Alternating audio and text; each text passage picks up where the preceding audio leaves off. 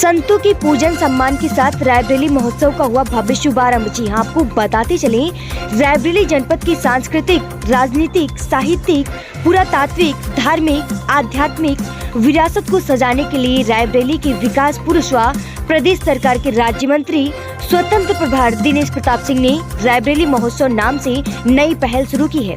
कार्यक्रम को संबोधित करते हुए राज्य मंत्री ने कहा, इस कार्यक्रम की नींव रख दी गई है। 11, 12, 13 जनवरी की तारीखी की भविष्य में नई तारीख लिखेंगे। मैं रहूं या न रहूं, लेकिन आने वाली पीढ़ी इन तारीखों पर रायबरेली की पहचान के लिए नई इबारत जरूर लिखेंगे।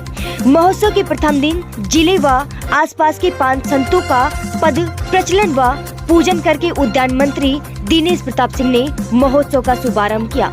सरकार के किसी मंत्री व क्षत्रिय समाज के व्यक्ति द्वारा भरे मंच व उपस्थित जन समुदाय के मध्य पाद प्रचलन व पूजन से संत अभिभूत रहे। और एक संत ने तो यहाँ तक कह दिया कि अहंकार विहीन राज्य मंत्री दिनेश प्रताप सिंह ने अपने इस कर्तव्य से संस्कार की जो झलक दिखाई है वह बड़ी बात है। उद्घाटन सत्र में असनी फतेहपुर के मठाधीश स्वामी स्वात्मानंद ने अपने आशीर्वचन में कहा कि प्रसन्नता की बात यह है कि यह मंच राजनीतिक मंच न होकर आदर्श भक्ति भागवत मंच है। स्वामी देवानंद गिरी ने कहा कि राज्य मंत्री दिनेश प्रताप सिंह ने अहंकार को दूर रखकर संतों अतिथियों को जो सम्मान दिया है वो आदर्श स्थापित किया हुआ आज के दौर में काल्पनिक है। इसलिए मैं इन्हें उत्तरोत्तर प्रगति का आशीर्वाद देता हूँ। कार्यक्रम के अंत में विश्व प्रसिद्ध लोक गायिका गीता बेन राबरी द्वारा लोक गीतों की प्रस्तुतियों ने पूरे कार्यक्रम को भगवा में कर दिया। मंत्री जी, रायबरेली महोत्सव मनाया जा रहा है, क्या है पूरा? रायबरेली महोत्सव क्या है ये तो मैं कुछ नहीं जानता ये है क्या। उत्सव तो जब आदमी खुश होता है तो मनाता है, प्रकृति खुश होती है तो त्यौहार मनाए जाते हैं। हम रायबरेली वासी खुश हैं कि भगवान श्री राम का मंदिर बन करके तैयार है।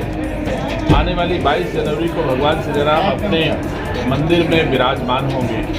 हम लोगों के लिए ये खुशी का भी विषय है। और पीछे हम राजनीतिक लोग हैं, 3 राज्यों में हमारी ऐसी जीत हुई है जिससे हम लोग उत्साहित हैं।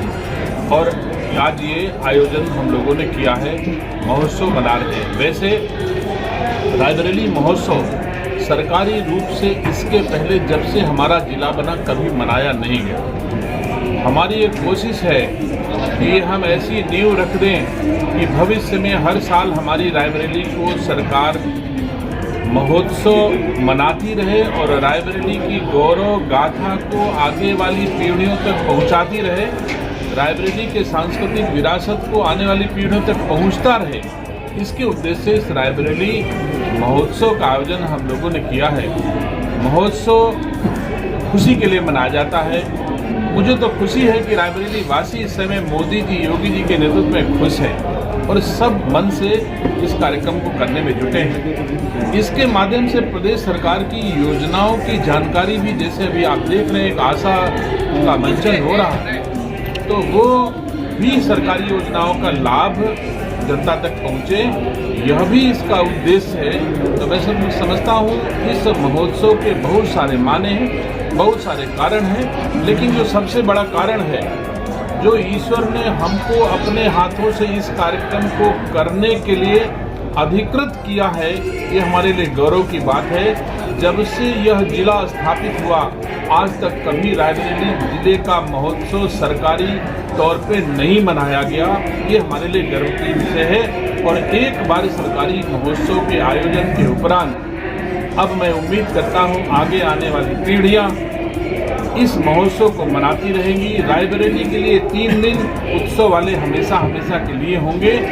ये हमारी डाली हुई फाउंडेशन है जिस पर आगे के लोग भवन बनाएंगे। भगवान राम की प्राण प्रतिष्ठा का जो न्योता दिया गया कांग्रेस को, उसने अस्वीकार कर दिया, लेकर क्या करें? लेकिन भगवान श्री राम हमारी आस्था का विषय है। किसकी आस्था का विषय है, किसकी आस्था का विषय नहीं है, ये वो लोग जाने। लेकिन हमारी आस्था का विषय है। हमारे देश के प्रधानमंत्री ने कहा कि हम भारतवासी 22 जनवरी को अपने घरों में रामोत्सव मनाएं, दीप प्रज्वलित करें, राम ज्योति जलाएं। हम भारतवासी उस दिन इसको उस रूप में देख रहे हैं और हम लोग मनाएंगे। हो सकता है कुछ लोगों के विचार में यह उचित न हो। ये वही लोग हो सकते हैं जिन्होंने भगवान श्री राम को काल्पनिक बताया था। ये वही लोग हैं जिन लोगों ने राम सेतु को काल्पनिक बताया था।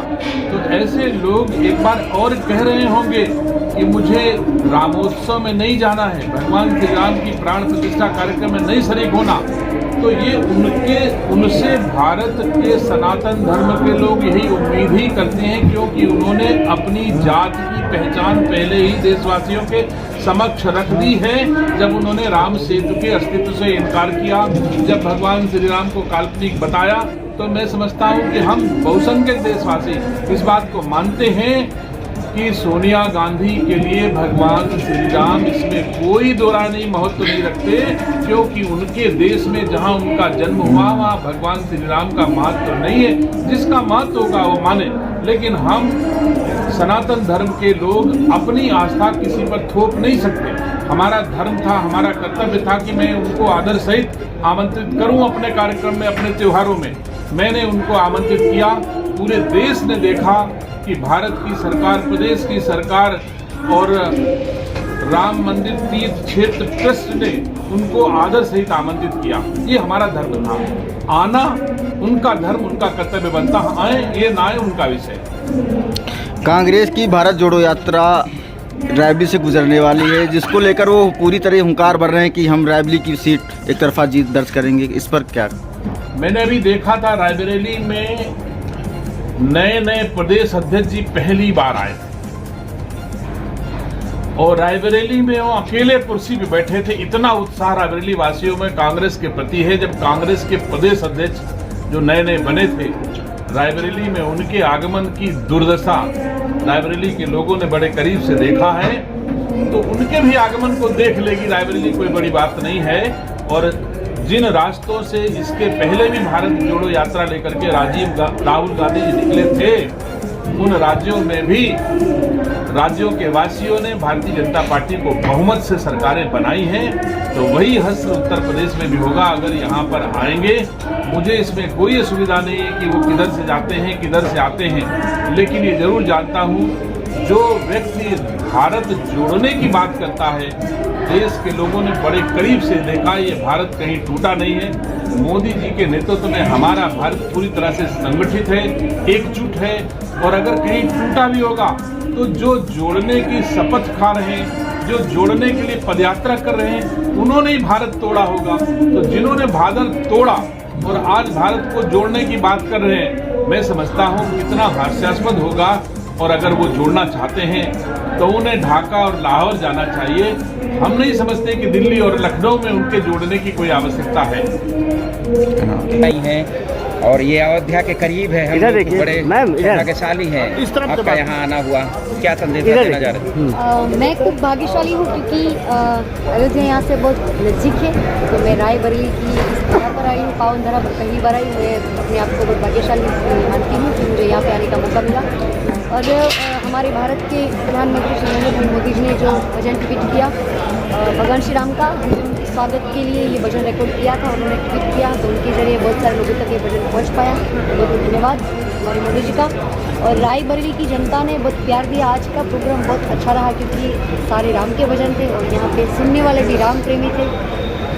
तो बहुत धन्यवाद हमारे दिनेश सिंह जी, प्रताप सिंह जी, मेरे भाई जी, उन्होंने मुझे आमंत्रित किया यहाँ पे। एक बार गा के सुना दीजिए, प्रधानमंत्री जी ने भजन ट्वीट किया है। हाँ। अवध पधारो अवधपति, अब रघुवीर राम हमारे, राम राज्य का शंख बजा है, अब फिर सरयू किनारे।